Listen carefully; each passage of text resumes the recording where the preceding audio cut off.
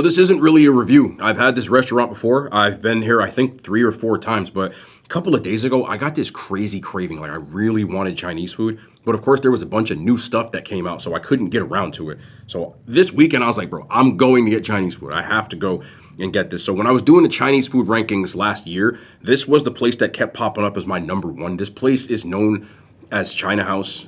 There's a lot of China houses. This is China House Plus. This is located in the Garfield, New Jersey location, and I thought the food was fire. It's like this little kind of, I know this seems kind of weird that I would call a family-owned Chinese restaurant like a mom and pop, like it has more of a mom and pop feel, but it just does. The vibe I get in there is just like this really cool, low-key vibe, and they're just like really cool people in there. They never mess my order up, and I love that. They also cook the Chinese food the way that I want to. So without further ado, let me show you what I got, and then we go and build. Should I build a plate? Let's build a plate. You wanna build a plate? Let's build a plate. Yeah, let's build a little plate real quick. Let me show you what I got, and then we'll dig in.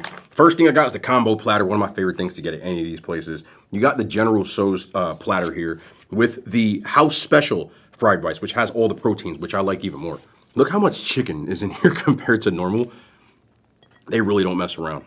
But, oh wait, I scratched that. This is Young Chow fried rice. I almost forgot what the hell I ordered. But their Young Chow, you can see, I was getting it all the time at other places, and it was like that white one. This one has that dark, right? And I don't ask for it like that. It's one of the few places around here that'll really do it like that. So I had to get that for the one time. Let me just, never ordered these, but it was on their popular section of the menu. So these are their pork dumplings.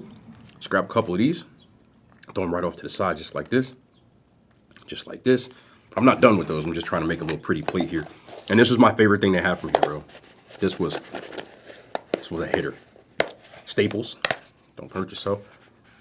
Salt and pepper chicken wings. I usually see salt and pepper chicken where it's like the little bite-sized white pieces, but this is the wings. And boy, oh boy, were they serious. Let me make sure I get 2 whole pieces on here. And then I'm actually going to go in with some of the salt, the vegetables, the peppers and the onions, mad peppery. Throw some of those on there as well. Yep. And then finally, different kind of egg roll here. One of the few places that serves this one too. This is a beef roll. This is not pork. This is beef. I know some people don't eat pork, so they do have beef egg rolls there as well. This is some dumpling sauce. On the side, I got some garlic sauce. I was gonna get General Tso's sauce, but I have General Tso's chicken, so it would kind of be redundant at that point. Usually I will get that to dip my egg rolls in, but I can just throw it in that sauce that's still on the bottom here. So yeah, man, I really want a Chinese food. I know some people, you know, think this is just reviews because the majority of my stuff is reviews, but that's not all I do here. So drop a thumbs up, man. You guys already know the vibes, and let's get into this video. Start off with one of these salt and pepper chicken wings. Look at the nice little salt and pepper seasoning on there, on their regular chicken wings, but this is so good.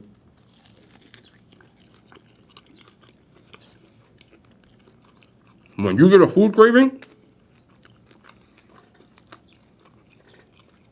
it doesn't need it, but I got it. Garlic sauce.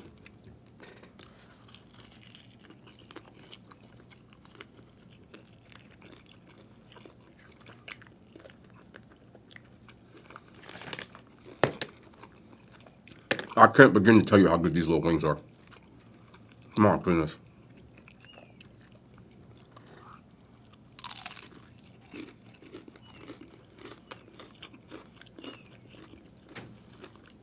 The garlic sauce on here is also fire.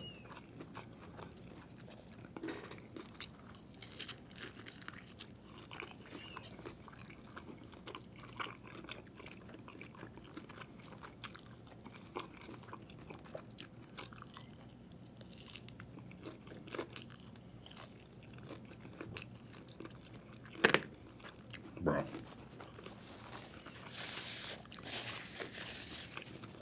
Damn, I ain't got no spoon? Sorry, we used a fork. I'm about to do some stuff to this, but I want to try it first without. It's that Young Chow fried rice. See that shrimp kind of hanging off there for you?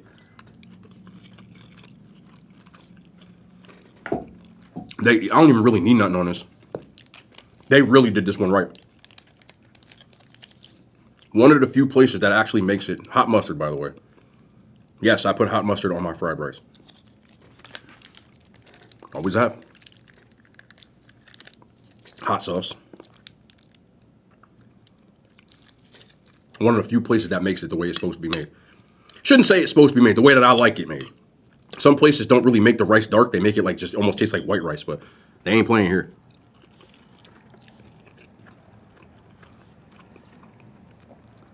Garlic sauce. I just put it on the fork, and then I go in.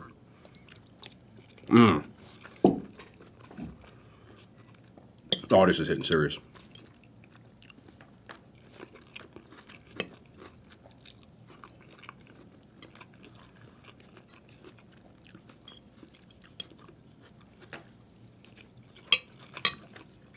I used to always get the regular fried rice, like pork fried rice, whatever. Recently, last couple of years, it's like they stopped making it the way they used to around here. We use it yellow around here. So, one day I tried the young chow, and it was right what I needed it to be. Got the General Tso's.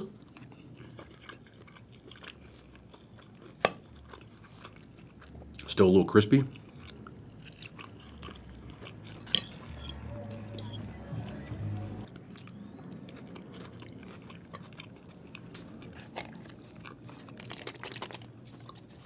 I might go in for the garlic sauce of these dumplings. I never had these before, so I don't know if they're good. But they asked me if I want it steamed or fried. I just stared at her for a while. She figured it out.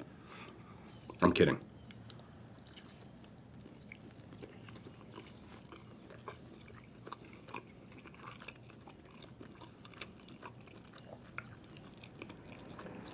They're okay. Garlic sauce.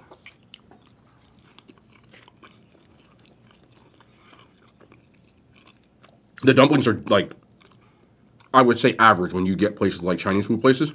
They're average. But compared to everything else, not as good. Don't really need them, but I'm not mad I ordered them. But these salt and pepper right here, I don't really care for the ones that are just like that white meat version. I like it on the wings.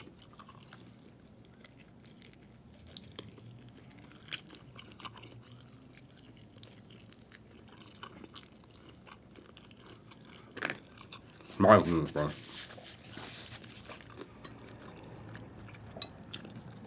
Guilt broccoli.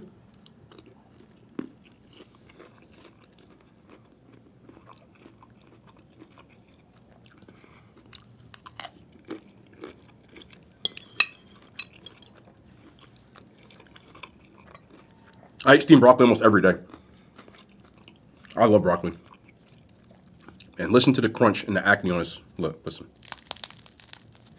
They fried this hard.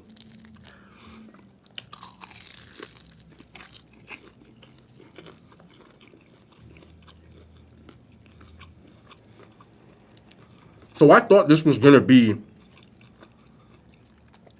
like just beef and egg roll ingredients. There's no description. But it's like beef and cheese. Like, not necessarily a Philly steak egg roll, because those usually have like steak meat in it, but almost like a chopped cheese.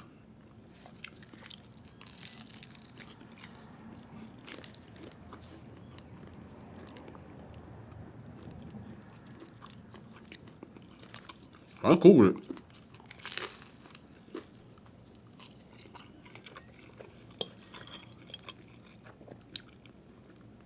One good thing came out of that Chinese food series. I found a new spot that I personally think is better than the other ones. And I had Leon's Kitchen, which is like, it was at my number one for like 3 straight years. And now, it's like either 3 or 4. I don't have the list on me, but this is 1 and 2. There's another place called East Walk, which I love as well. That's in Southbrook, New Jersey. But, man. And that broccoli and that garlic sauce. I used to just order broccoli and garlic sauce and eat it. I know people think I'm a picky eater. I was way worse as a kid. The only thing I really don't like now is pickles. Lettuce I don't care for. I don't like pickles. There's not much else that I won't try.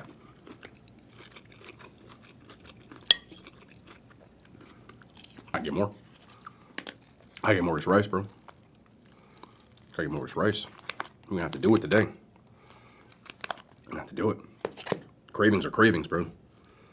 Nothing hits better than when you actually really are in the mood for something and you get it. I can only imagine what it feels like to be pregnant. Because have you ever been around a pregnant woman? Their cravings, not all are like that. I've been around two types, and no, I don't have two kids. But I've been around two types of pregnant women in my life, right? Family members, whatever. One used to crave different stuff all the time. Like, one day it would be like, I want Chipotle. The next day, it could be like, you know, I want a cheeseburger from this place or pizza.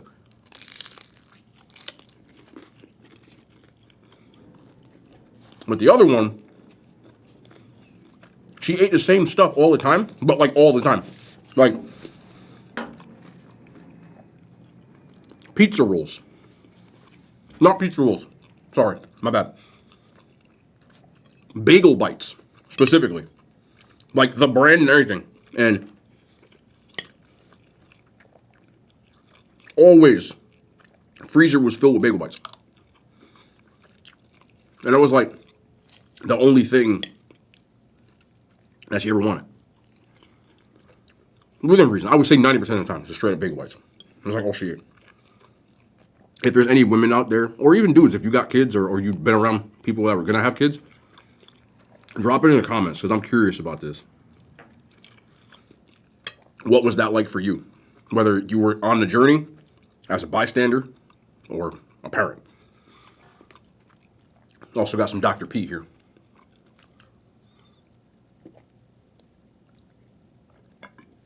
Diet Dr. Pete. I'm sorry. If something shows up that says creator earns commissions, I didn't put it there.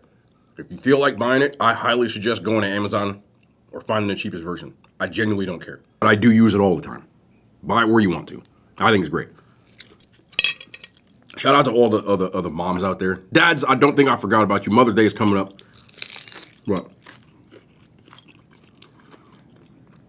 What y'all put yourselves through for the miracle of life is something that's just like, it's awe-inspiring. Because if I was walking around with a 10-pound, 15, 20-pound dumbbell on my stomach, I wouldn't feel that great. So I can't imagine that would be too fun, but the whole thing, I know it's not easy, man. And if you didn't hear it recently, on behalf of all the dudes out there, you are appreciated. And I mean that. China House was absolutely fire. I do not regret getting this craving at all. And it hit the spot. Something serious. But I do want to talk about something. I'm going to post a full or a longer, more nuanced review of this, but I talked about it last week. That I was going to watch the show You when I got a chance.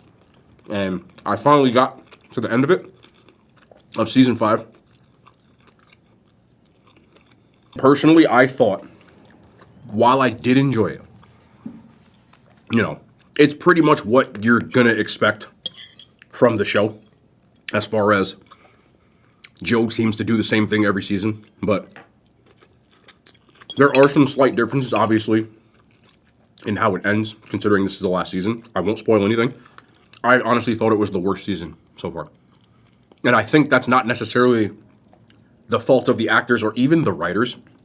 It just... I said this before I watched it. I think it's a lot of just the same stuff happening every season. And I'm not going to get into the crazy details of it, but the thing that I didn't like the most, I'm not trying to hate on Gen Z, but what they call the Gen Z language, there was just too much of it for me.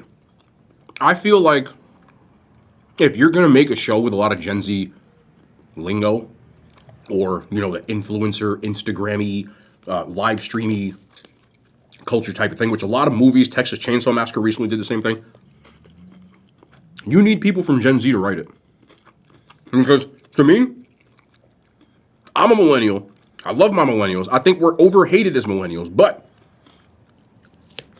it sounded like a millennial wrote the script in certain parts where I was just like, I watch enough TikTok, they don't talk like that. And it came across as like cringe at times. I don't mind that they did it, but maybe they, like Ryan Coogler, for example, he hires consultants. That's why there's, in the movie Sinners, which I did a review on too on the second channel, there's so much authenticity in that movie where there's things you may not have known about the Mississippi Delta in that time, in the Jim Crow time, especially in the 30s. And like some like nuances and details about the scenes and the way people talk and the way people act. Even the fact that Michael B. Jordan plays twins. He, as in Ryan Coogler, he hires consultants for almost every detail in his movie. And I watched a podcast where he was talking about his process, which I love, like listening to the process of people. He actually is a big proponent. He loves to use consultants for everything. So it was to the point that they even had a twin consultant for Michael B. Jordan. So that his actions as two different people, even though he's played by the same person, was nuanced enough, but at the same time, you knew they were twins. He had consultants for some of the lore that they have in it. In case nobody saw it, I don't want to get into the details of that, but some of the lore, when it came to that, some of the Mississippi Delta, not just the lingo, but like some of the populace. I didn't know this until I watched the movie. This isn't a spoiler, but there was a contingent, a lot of people who were immigrants from China in the Mississippi Delta, and they almost acted as a bridge between, because it's segregated, white people and black people in the South. So a lot of those families would open stores on a street that was segregated and have one on one side and one on the other. That sort of thing. And just the nuance and detail of that. And if they were going to do that in you, I think they needed to hire a consultant of some sort because it just doesn't come off right. But I'm almost glad that it's over. I think it had run its course. They had to wrap it up, in my opinion. And even though it was the worst season, I don't think it was a bad season. I thought in order, personally, season by season, it got progressively worse. The first season for me was my favorite, followed by 2, 3, 4, and 5. And I liked them all. I wouldn't have watched it if I didn't. But I thought the first season was the best one. But now that it's over, I look at it like a body of work. I think he almost just descended into the first season where he seemed the most conflicted and aware of stuff. And he just gradually gets sloppier and sloppier. It's written like that on purpose. It's supposed to. But I'll get into more details about that. I think if you're a fan of the show, you still need to watch it. So I'm not going to spoil it for nobody. And if you haven't seen Sinners, I suggest you watch it because IMAX of Sinners has been sold out to the point that they had to put it back into IMAX because the demand was so high. And if you haven't seen it, and if you're interested in it, I know a lot of people are, I highly suggest that you watch it in IMAX. I said all this in the second channel, in case you didn't watch it. I highly suggest you watch it in IMAX. The experience is so much better, and I don't care for IMAX. But there's things that happen in that theater specifically that you won't get unless you watch it in IMAX. Specifically the sounds, but even more specifically the aspect ratios changing, I think is like, it's art, man. Before I get out of here and finish with this, I know we talked about two different things here. If you're a person who always talks about Hollywood not having original scripts and dialogue and not coming up with original screenplays, and then we finally get one, we need to make it make money.